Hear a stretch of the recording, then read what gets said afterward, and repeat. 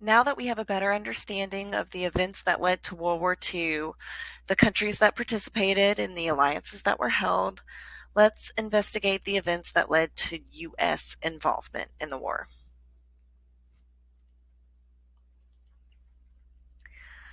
So our lesson question for today and for the assignment is going to be, how did FDR's quarantine speech reflect the U.S. policy of isolationism after World War I? Okay, and as always, when we have a question, we need to understand it. So let's look at some definitions. Okay, this year, everyone is much more familiar with the word quarantine. Okay, so we know that that means forcing someone or something into isolation for a period of time to limit or prevent the spread of infection. Hits home a little bit, doesn't it? Okay, so FDR gave what's called his quarantine speech in October of 1937.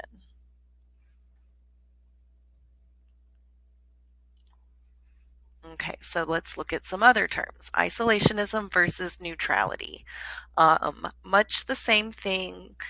The difference is in trade, in the economic interventions and dealings with other countries. So isolationism is the foreign policy that calls for neither economic nor political ties with any other countries. And so it really is what it sounds like, being isolated. Neutral in conflict, but also with no trade. Okay, whereas neutrality can have some trade. Neutrality just refers to the foreign policy that calls for not taking sides in any international argument, controversy, dispute, or war. Okay, so international trade is okay so long as it does not involve picking sides in a dispute.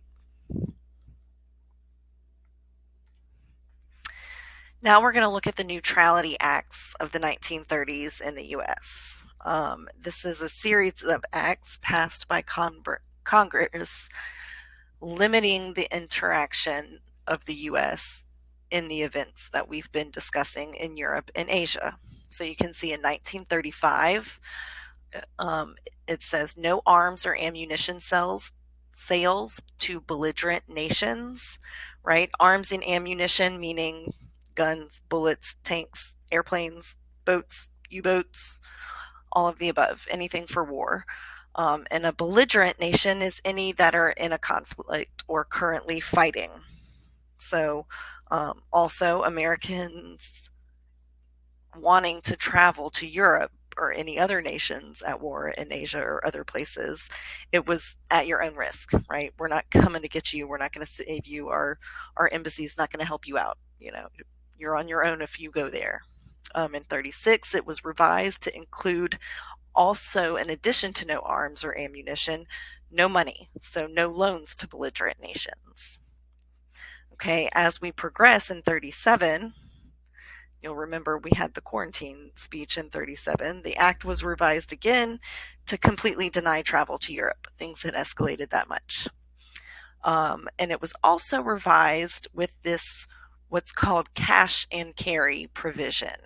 Okay, this was added so that sales of arms to nations at war could occur if they were paid upfront in cash and transported by non-US ships.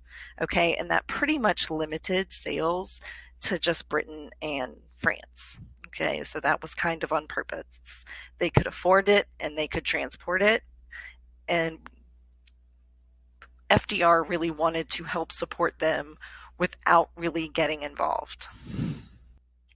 However, both the ban on loans to belligerents and the ban of U.S. ships transporting goods to belligerent nations remained. So again, we went from the cash and carry only applying to the arms and ammunitions to now applying to all trade with other nations. So now we're going to watch a quick video about the Neutrality Acts of the 1930s. Hoping to ensure neutrality, Congress passed a series of so-called Neutrality Acts from 1935 to 1937. credits to nations at war. No shipments of war materials to nations at war.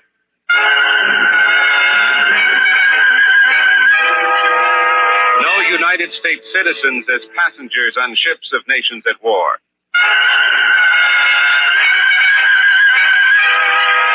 American merchant ships to sail unarmed. But there were growing doubts as to whether such policies could ensure neutrality or peace. In 1937, President Roosevelt announced his administration's intention of taking a more active but still cautious role in affairs outside our own country. It was the first of several stages in the formulation of American policy aimed at curbing the spread of Nazism and fascism. This first stage was diplomatic pressure. When the European powers met in Munich to decide the fate of Czechoslovakia, a formal message from the United States urged negotiation. Later, in view of Hitler's promise at Munich, the United States asked Germany to guarantee not to attack some 20 little countries. Hitler's reply, defiance. Our diplomatic advances were rebuffed. Yugoslavien, Russland, Bulgarien, Turkey, Iran, Arabien, Syrien, Palestina. Congress reluctantly amended the neutrality law in November of 1939 to make war materials available, but only on a cash-and-carry basis, in their own ships. Britain and France immediately placed huge orders. Some could be shipped at once, but most would take months to fill. They caused American industry to gear up for war. So now, before you do your assignment, you're going to go back to that quarantine speech. It's linked in the assignment, so you don't have to go back up and find it. Just open the assignment, you'll find the document. And again, this is how did FDR's quarantine speech reflect the U.S. policy of isolationism after World War I? Okay, for this assignment, it's another HIP analysis, except you're not going to answer all of the HIPP. You're only going to answer the H section, okay, and then write a summary statement. So as you think about that, think about